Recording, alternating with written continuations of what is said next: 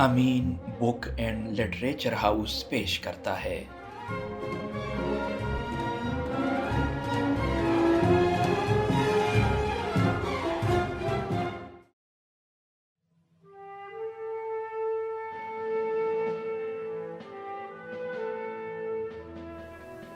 تیسرا باب، دجلہ کے کنارے۔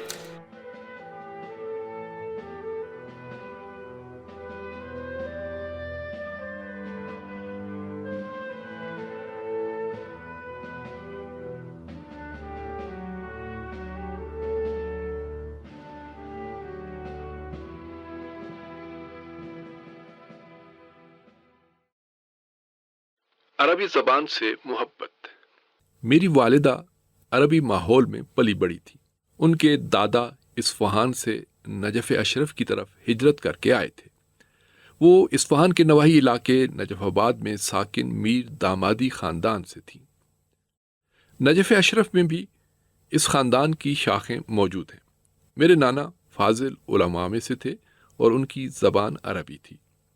والدہ کی پرورش ایسے گھر میں ہوئی جہاں عربی زبان بولی جاتی تھی۔ بالغ ہونے سے پہلے وہ اپنے خاندان کے ساتھ ایران آ گئی۔ یہی وجہ ہے کہ آپ نجف میں رائج عربی پر مہارت رکھتی تھیں۔ والدہ محترمہ قرآن میں مہارت کے ساتھ ساتھ حدیث شریف اور عربی کتابوں کا بھی علم رکھتی تھی۔ پرائمری اسکول میں نے بعض معمم اساتذہ سے کتاب جامعۃ المقدمات میں سے عربی لغت کے قواعد پڑھے۔ 11 یا 12 سال کی عمر میں عربی زبان کے علوم سنجیدگی اور تسلسل کے ساتھ پڑھنا شروع کیے۔ میرے سب بھائی اس ماحول میں میرے ساتھ شریک تھے، لیکن میں ایک خاص انداز میں عربی زبان کا عاشق و شیفتہ تھا۔ عراقی ہمیشہ قافلوں کی شکل میں مشہد کی زیارت کے لیے آتے تھے۔ وہ لوگ سین امام رضا علیہ السلام میں جمع ہوتے، اشعار کہتے اور قصیدے پڑھتے۔ میں گھنٹوں ان کے اشتیاق میں وہیں ٹھہرا رہتا، ان کے الفاظ پر انتہائی توجہ دیتا اور ان کی باتوں کو بہت غور سے سنتا۔ جب میں عربی زبان سنتا ہوں تو ایک خاص قسم کا احساس مجھ پر طاری ہو جاتا ہے اور اس زبان کے سننے سے دلی سکون محسوس کرتا ہوں۔ عربی سیکھنے سے والہانہ محبت کی وجہ سے میری ہمیشہ خواہش تھی کہ اپنے بچپن کا کچھ حصہ کسی عرب علاقے میں گزاروں، چاہے وہ ایران میں ہو یا کہیں اور۔ حقیقت یہ ہے کہ عام طور پر ایرانی لوگ، خاص طور پر ان میں سے دیندار طبقہ، کم و بیش عربی زبان سے محبت رکھتے ہیں۔ طول تاریخ اسلام میں ایرانی عوام اور ان کے عرب ہمسایوں کے درمیان جو بھائی چارے کا وسیع، عمیق اور ہمہ جہت تعلق رہا ہے، اقوام عالم میں کہیں بھی دو قوموں کے درمیان ایسے تعلق کی مثال نہیں ملتی۔ یہیں سے ہم سمجھ سکتے ہیں کہ اسلامی جمہوریہ ایران پر ہونے والے ظالمانہ حملے کی حمایت میں بعض عربوں نے عرب قومیت کے نام پر جو موقف اپنایا وہ ایک بڑا نقصان اور عظیم جرم تھا۔ حالانکہ وہ جانتے تھے کہ حملہ آور کس دشمنانہ اور جارحانہ روح کا حامل ہے۔ ان کا یہ موقف انسانی نفیس جذبات کا گلا گھونٹنے والا ہے۔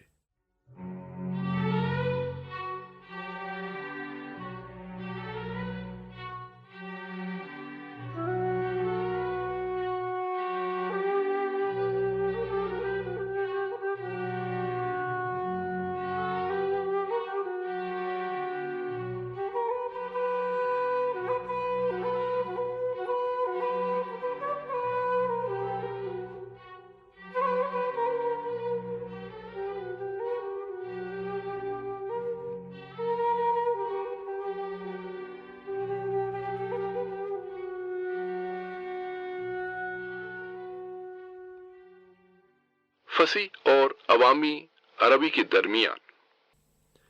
میں اپنے عراق کے سفر کے دوران پوری کوشش کرتا تھا کہ صرف عربی بولوں، لیکن بعض اوقات فصیح اور عوامی عربی میں فرق کرنا میرے لیے مشکل ہو جاتا تھا۔ انہی مشکلات میں سے ایک مشکل وہ تھی جو مجھے 1957 میں نجف اشرف میں پیش آئی، جب مجھے والدہ نے محلے کی دکان سے چاول خریدنے بھیجا۔ دکاندار ایک خاتون تھی۔ میں نے اس سے پوچھا، آپ کے پاس رز ہیں؟ تو وہ حیرت سے بولی، رز؟ کیا چیز ہے یہ؟ میں نے کہا، رز پھر میں نے اسے اشاروں سے سمجھانا شروع کیا، لیکن اسے سمجھ نہ آئی، اور وہ مجھ سے جان چھڑانے کے لیے کہنے لگی، ہمارے پاس روز نہیں ہے۔ میں والدہ کے پاس لوٹ آیا اور انہیں ماجرا سنایا تو وہ ہنسنے لگی اور کہا، تمن کہو، روز مت کہو۔ پھر وہ خود گئیں اور چاول خرید کر لے آئیں۔ عربی سے لگاؤ کی وجہ سے میں عراق کے سفر کے دوران کسی ایسے علاقے کی تلاش میں تھا جہاں فارسی نہ بولی جاتی ہو، اور چونکہ مقدس مقامات کے باشندے غالباً اچھی فارسی بول لیتے تھے، لہٰذا میں کاظمیہ سے بغداد چلا جاتا تاکہ صرف عربی بولوں۔ ایک دن میں دجلہ کے کنارے چہل قدمی کر رہا تھا، ایک قہوہ خانے تک پہنچا تو اس میں بیٹھ گیا، اخبار اٹھایا، سگریٹ سلگایا اور بہرے سے چائے لانے کا کہا۔ قہوہ خانے میں زیادہ رش نہیں تھا، صرف چند گاہک موجود تھے۔ میں نے چائے والے کو دیکھا کہ وہ چائے ڈالتے ہوئے میری طرف تعجب آمیز نگاہوں سے دیکھ رہا تھا اور اپنے ساتھی سے بات بھی کر رہا تھا۔ میں نے دوسری بار بھی چائے منگوائی۔ جب میں نے بل ادا کر کے نکلنے کا ارادہ کیا تو میری توجہ قہوہ خانے میں لٹکی ہوئی ایک تصویر نے اپنی طرف کھینچ لی، جس سے واضح ہو رہا تھا کہ قہوہ خانے کا مالک عیسائی ہے۔ مجھے اس کی حیرت کا سبب بھی سمجھ آ گیا کہ ایک صاحب امامہ کیسے اس کے قہوہ خانے میں بیٹھا ہوا ہے۔ ایک دفعہ میں بغداد کی سڑکوں پر چل رہا تھا کہ رستہ بھول گیا۔ ایک پیدل چلتے شخص سے شارع رشید کا پوچھا، کیونکہ شارع رشید پہنچ جاتا تو وہاں سے کاظمیہ کا رستہ معلوم تھا۔ وہ میرے لہجے سے پہچان گیا کہ میں ایرانی ہوں تو فارسی میں کہنے لگا، شارع رشید رمی خواہی، یعنی شارع رشید کا پتہ پوچھ رہے ہو؟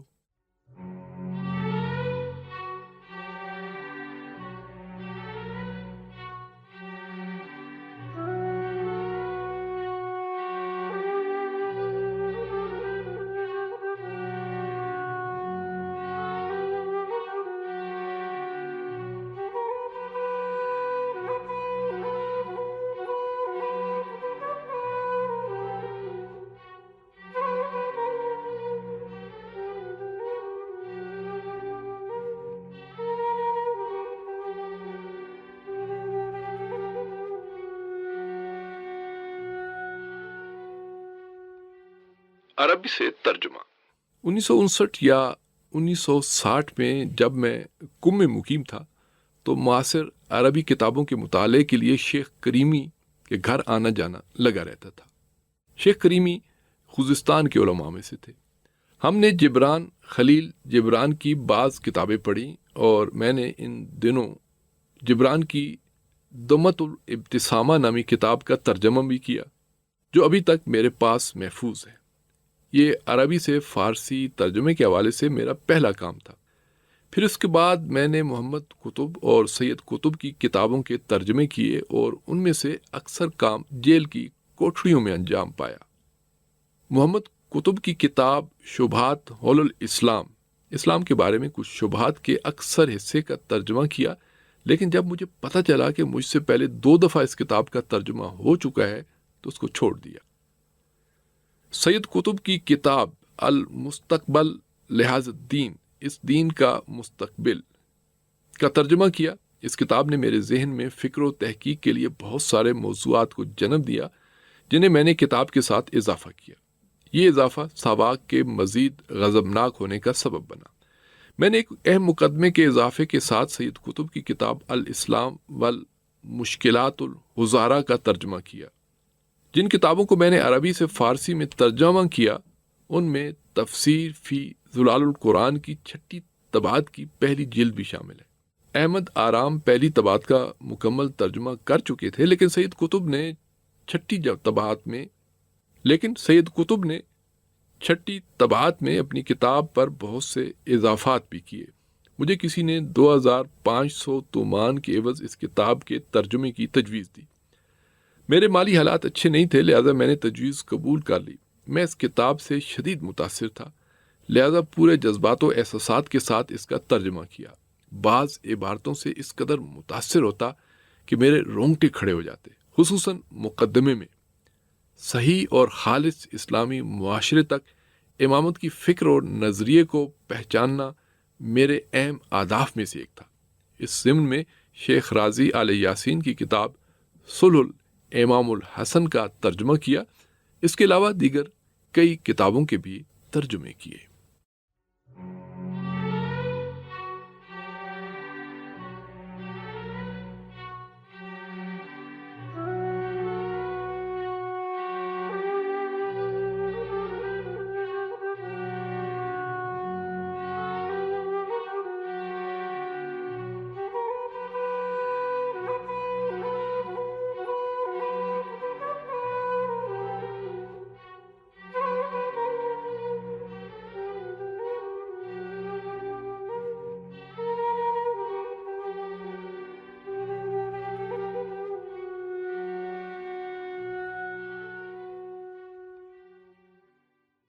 علم نحو سے علم بلاغت تک۔ میں پہلے بتا چکا ہوں کہ میں نے عربی زبان کے علوم کو اعلیٰ معیار کے ساتھ حاصل کیا۔ میں ان علوم کا ذوق بھی رکھتا تھا اور ان کے ساتھ لگاؤ بھی۔ مجھے نحو میں کتاب المغنی اور بلاغت میں المطول کے ساتھ ایک خاص لگاؤ تھا۔ المطول میں سے بدیع کا حصہ میرے سب سے پسندیدہ دروس میں سے تھا۔ میرا رہن سہن اس حصے کے موضوعات کے ساتھ تھا اور میری روح ان سے سرشار تھی۔ بہت سے عربی اشعار حفظ کیے جنہیں علم بدیع میں شاہد کے طور پر پیش کیا جاتا ہے۔ اسی طرح علم بیان کے حصے میں پیش کیے جانے والے اشعار بھی، اور میں بعض اوقات خود کو ان میں سے بعض اشعار گنگناتے ہوئے پاتا ہوں، جیسے یہ شعر: وكأن محمر الشقيق إذا تصوب أو تصعد أعلام ياقوت نشرن على رماح من زبرجد۔ محمر الشقیق ایک سرخ رنگ کا پھول ہے جس کا تنا سبز ہے۔ شاعر اسے تشبیہ دیتا ہے کہ جب یہ پھول ہلتا ہے تو ایسے لگتا ہے کہ زبرجد کے نیزے پر یاقوت کا علم لہرا رہا ہو۔ اور یہ شعر: وكأن النجوم بين دجاها سنن لاح بينهن ابتداع۔ اندھیری رات میں تارے ایسے ہیں گویا بدتوں میں سنتیں ہوں۔ یہ شعر تشبیہ کی خوبصورتیوں میں سے ایک ہے، اور بلاغت میں تشبیہ کی دلکش مثالوں میں ایک بشار بن برد کا یہ شعر ہے: كأن مثار النقع فوق رؤوسنا وأسيافنا ليل تهاوى كواكبه۔ ہمارے سروں اور تلواروں پر غبار ایسی رات کا اندھیرا ہے جس میں تارے ٹوٹ رہے ہیں۔ اور تعجب خیز بات یہ ہے کہ ایک نابینا انسان اس طرح کی دل نشیں اور دقیق تشبیہ دے رہا ہے جو نہ جنگ دیکھ سکتا ہے، نہ اس کا غبار اور نہ ہی اس کی تلواریں۔ علم بدیع کی خوبصورت مثالوں میں سے ابو تمام کا یہ شعر ہے: يقول في قومس قومي وقد أخذت منا السرى وخطى المهرية القود أمطلع الشمس تنوي أن تأم بنا فقلت كلا ولكن مطلع الجود۔ ابو تمام کے مرتبے تک کوئی شاعر یہاں تک کہ متنبی بھی نہیں پہنچا، بلکہ متنبی نے بہت کچھ ابو تمام سے لیا ہے۔ میں نے اول سے آخر تک کتاب الاغانی کا مطالعہ کیا۔ اس کتاب کے مطالعے میں دخیل عوامل میں سے ایک میرا شاعرانہ ذوق تھا جو مجھے اس کتاب کا مطالعہ جاری رکھنے کی رغبت دلاتا رہتا تھا۔ میرے پاس اس کتاب کے بعض منتخب اقتباسات لکھی ہوئی موجود ہیں۔ البتہ اس کتاب کے پڑھنے میں ایک اور ہدف مد نظر تھا جو مناسب مقام پر ذکر ہوا ہے۔ اسی طرح تاریخ اور تاریخ ادب سے متعلق بڑے بڑے عربی مجموعوں دائرۃ المعارف کا مطالعہ کیا ہے اور ہر کتاب کی جلد کے پیچھے اپنا حاشیہ لگایا ہے اور ملاحظات بھی لکھے ہیں۔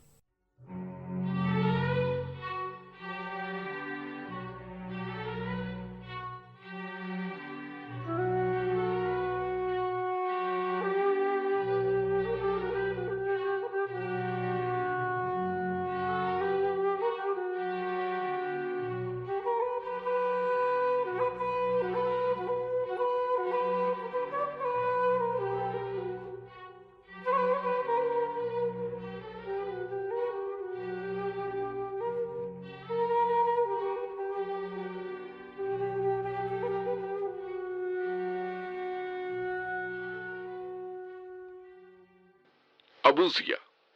1963 قزل کلا کی جیل میں میری ملاقات خوزستان کے کچھ عرب قیدیوں سے ہوئی۔ میں آگے جب اپنی گرفتاریوں سے متعلق بات کروں گا تو جیل میں ان عرب برادران کے ساتھ اپنے تعلق کی تفصیل بھی ذکر ہوگی۔ یہاں میں صرف اپنے عربی بول چال میں بہتری کی شدید خواہش کے حوالے سے ان عرب قیدیوں سے ملاقات کے بارے میں بات کروں گا۔ وہ سب چونکہ ایرانی تھے، فارسی زبان سے آشنا تھے، لیکن میں اپنے عربی زبان کے شوق کی خاطر ان کے ساتھ عربی میں بات چیت کرتا۔ ان کے درمیان ایک ادیب تھا جسے اشعار حفظ تھے۔ میں نے اس سے بہت سارے اشعار حفظ کیے۔ اسے سید حبوبی کے اشعار سے لگاؤ تھا اور ہمیشہ اسی کے شعر دہراتا رہتا تھا۔ اس کا نام سید باقر انصاری تھا اور وہ یہ شعر بہت زیادہ دہراتا تھا۔ أتت وحياض الموت بيني وبينها وجادت بوصل حين لا ينفع الوصل۔ وہ آئی جب موت کا بھنور اس کے اور میرے درمیان حائل تھا، اس نے وصل کی پیشکش کی جب وصل بے سود ہو چکا تھا۔ اور یہ شعر بھی، سأصبر حتى يعلم الصبر أنني صبرت على شيء أمر من الصبر۔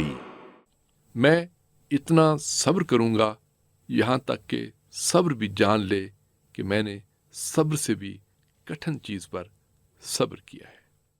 اسی طرح عرب برادران جیل میں عوامی عربی کے اشعار دہراتے تھے جنہیں ابو ضیا کہا جاتا ہے۔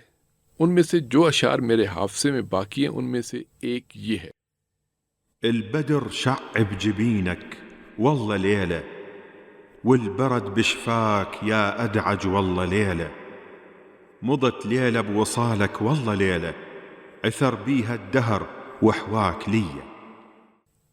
مکمل چاند تیرے حسن میں چمکا اور نمایاں ہوا، اے سیاہ چشم تیرے لبوں پر بارش کے قطرے قیمتی گوہر کے مانند ہیں۔ کیا شب تھی جو تیرے وصل میں گزری، میرے خیال میں زمانے نے غلطی سے تمہیں مجھے عطا کیا ہے۔ ان میں ایک تعلیم یافتہ جوان بھی تھا جس کا لقب آل ناصر القابی تھا۔ میں اکثر اس کے ساتھ عربی میں بات چیت کرتا۔ میں اسے عربی زبان کے کچھ قواعد بھی سکھاتا تھا کیونکہ وہ عرب ہونے کے باوجود عربی زبان کے قواعد سے نابلد تھا۔ اسی طرح اس نے مجھ سے مطالبہ کیا کہ میں اسے ترکی زبان سکھاؤں اور میں نے اس سے کچھ انگریزی زبان بھی سیکھی۔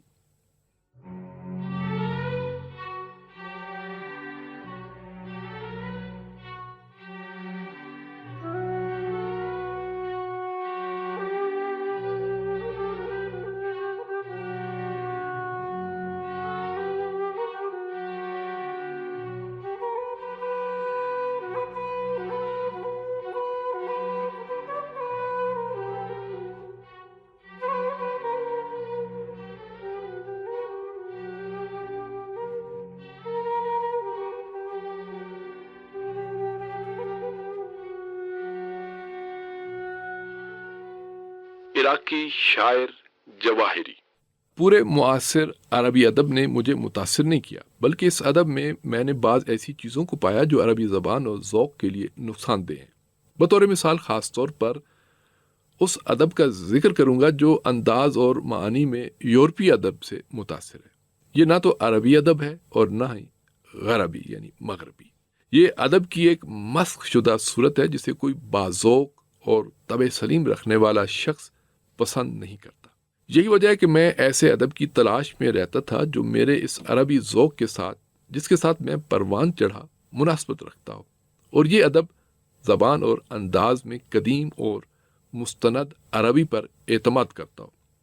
میں نے معاصر مصری، شامی اور عراقی بڑے شعراء اور لکھاریوں کو پڑھا، لیکن اپنے گمشدہ مقصود کو عراقی شاعر محمد مہدی جواہری کے اشعار میں پایا۔ جواہری اپنے عربی انداز بیاں میں قدیم اور مستند زبان سے بہرہ مند ہے۔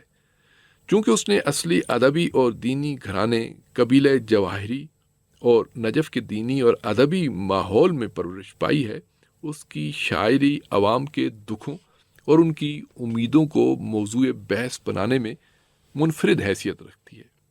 اس طرح جرأت مندانہ موقف کو ضبط تحریر میں لانا اور ظالم حکمرانوں کو للکارنا اس کا ترہ امتیاز ہے۔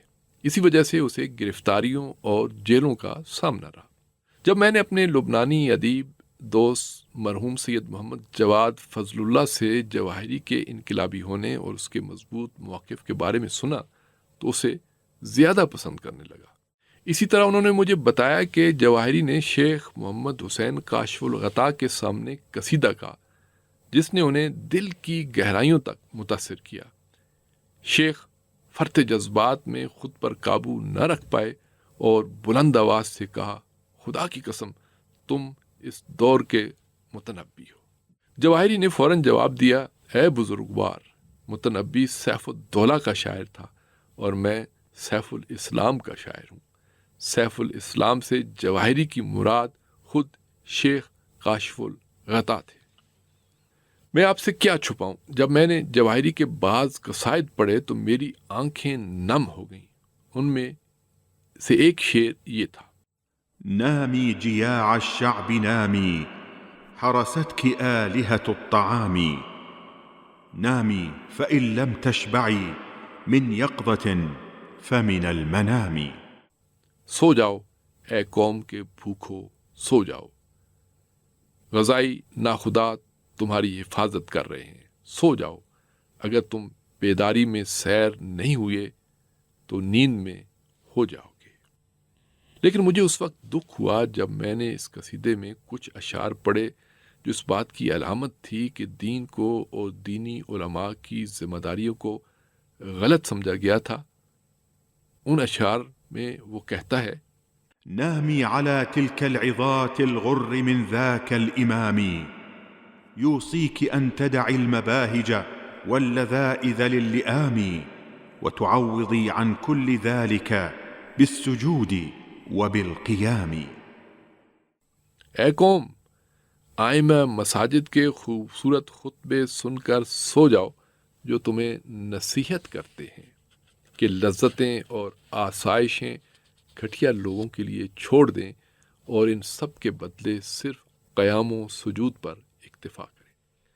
میں نے اسی وقت کتاب کے صفحے پر ان اشعار کے متعلق حاشیہ لگایا اور اپنی حیرت کا اظہار کیا کہ شاعر کیسے اسلام کے حقیقی اور انقلابی پیغام سے ناواقف ہے۔ لیکن یہ بھی ممکن ہے کہ شاعر ان درباری ملاؤں کا ذکر کر رہا ہو جن کا کام لوگوں کو دین کے نام پر غفلت کی نیند سلانا ہے۔ اگر شاعر کی مراد وہی واعظ ہیں تو اسے چاہیے تھا کہ انہیں اپنے کلام میں واضح اور مشخص کرتا۔ یوم الشہید جواہری کے ان قصیدوں میں سے ایک تھا جنہوں نے مجھے اندر سے ہلا کر رکھ دیا۔ اس قصیدے میں وہ کہتا ہے، تبا لدولة عاجزين توهموا أن الحكومة بالسياط تدام وإذا تفجرت الصدور بغيظها حنقا كما تتفجر الألغام فإذا بهم عصفا أكيلا يرتمي وإذا بما ركنوا إليه ركام۔ مرد آباد ان بیچاروں کی حکومت جو گمان کرتے ہیں کہ حکومت کوڑوں سے دوام پاتی ہے، اور جب سینوں میں موجود غم و غصہ پھٹتا ہے تو گویا بارود پھٹتا ہے، اور ناگہاں یہ چبائے ہوئے گھاس کی طرح ہر طرف بکھر جائیں گے اور ان کی تکیہ گاہ ڈھیر ہوئے ملبے میں بدل جائے گی۔ اور اس وقت تو میرے اندر ایک طوفان برپا ہو گیا جب میں نے قصیدہ الطبق دجی کے اشعار پڑھے۔ أطبق دجى أطبق ضباب أطبق جهاما يا سحاب أطبق على متلبدين شكا خمولهم الذباب أطبق على المعزى يراد بها على الجوع احتلاب أطبق على هذه الكروش يمطها شحم مذاب أطبق فأنت لهذه السوءات عارية حجاب كن سترها لا ينبلج صبح ولا يخفق شهاب۔ اے بادل، تاریکی دھند اور ظلمت شب کو اپنی لپیٹ میں لے لے، اس اژدہام کو بھی جس کی سستی کی شکایت مکھیوں کو بھی ہے ڈھانپ لے، ان بکریوں کو بھی ڈھانپ لے جنہوں نے بھوک کی حالت میں بھی دودھ دینا ہے، ان شکموں کو بھی ڈھانپ لے جن پر چربی پگھل کر پھیلی ہے، ڈھانپ لے۔ تو ہی ان کھلی برائیوں کے لیے حجاب ہے، ان کے لیے پردہ بن جا، نہ صبح طلوع ہو اور نہ ستارے غائب ہوں۔ جب بھی معاصر عربی ادب پڑھنے کا دل کرتا تو میں جواہری کا دیوان کھول لیتا، اسے اکیلے بیٹھ کر یا کسی ایسے شخص کے ساتھ بیٹھ کر پڑھتا جس میں عربی ادب کا شوق محسوس کرتا، شاعر کو اور اس کی غریب الوطنی کو یاد کرتا اور تمنا کرتا کہ وہ اپنے وطن لوٹ جائے، اسے جیسا وہ چاہتا ہے ویسا پائے اور اس کی زندگی سے طولانی اور تاریک شب چھٹ جائے۔ 2 سال پہلے 1992 ذکریاتی میری یادیں کے عنوان سے جواہری کی کتاب مجھ تک پہنچی۔ میں نے اسے بڑے شوق سے پڑھا اور بہت زیادہ مصروفیات کے باوجود بہت کم دنوں میں کتاب کے آخر تک پہنچ گیا اور بہت سے صفحات پر حاشیہ بھی لگایا۔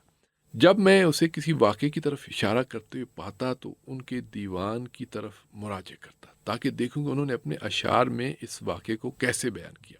پھر بعد میں سنا کہ جواہری اور ان کی زوجہ امام علی ابن موسیٰ رضا علیہ السلام کی زیارت کے لیے مشہد آنے کا شوق رکھتے ہیں، تو میں نے برادران سے مطالبہ کیا کہ ان کے لیے اس زیارت کے امور کو آسان کیا جائے، لیکن اس سے پہلے کہ ان کی سامن الائمہ کی زیارت کی تمنا پوری ہوتی ان کی زوجہ اس دار فانی سے کوچ کر گئیں۔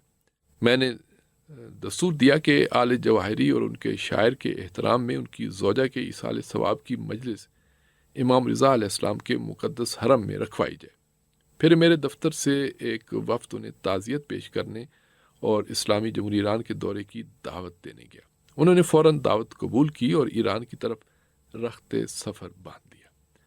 ہماری خواہش تھی کہ وہ چند دن اسلام، انقلاب اسلامی اور حکومت اسلامی کے سائے تلے بسر کرے اور جس باعزت، کریم اور ظالم و ظالمین کے خلاف انقلاب برپا کرنے والی اور مختلف شعبۂ زندگی میں کامیابی حاصل کرنے والی امت کے وہ پوری زندگی خواہش مند رہے، اسے اپنی آنکھوں سے دیکھیں۔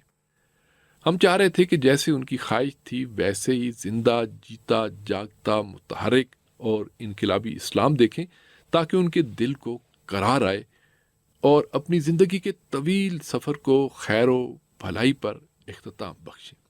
لیکن اس شاعر کے پریشان، مضطرب اور رنجیدہ دل کو کہاں قرار آنا تھا، جو 80 سال سے جد و جہد، دشمنیوں اور بحرانوں سے بھرپور زندگی گزارنے کا عادی ہو چکا تھا۔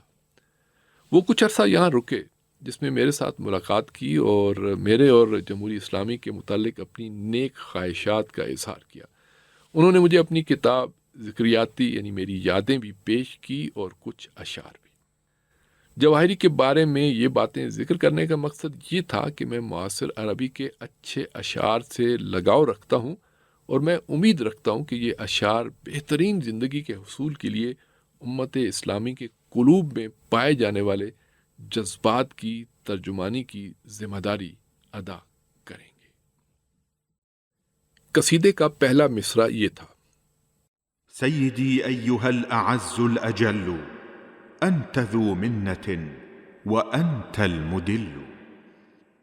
اے میرے سردار، اے عزیز، اے جلیل، تو محسن بھی ہے اور ہمارا افتخار بھی۔ شاعر نے رہبر معظم کے لیے ایک اور قصیدہ بھی بھیجا جس کا پہلا مصرع یہ تھا۔ ایک تیسرا قصیدہ بھی بھیجا جس کا مطلع یہ تھا: أبا الحسين تحيات معطرة في يوم عيد غدير رحت ترعاه، كأن الولي أمير المؤمنين به واليوم أنت ولي الأمر مولاه. إيران عاد الصبح من أفراحي حذر الفوات فآذني بصباحي۔ اور اس قصیدے میں بعض برادران کو جواب دیتا ہے جنہوں نے اس کی خاموشی پر اس کی ملامت کی۔ قالوا سكت وأنت أفظع ملهب وعي الجموع لزندها القداح، لكن وجدت سلاحهم في عطلة فرميت في قعر الجحيم سلاحي.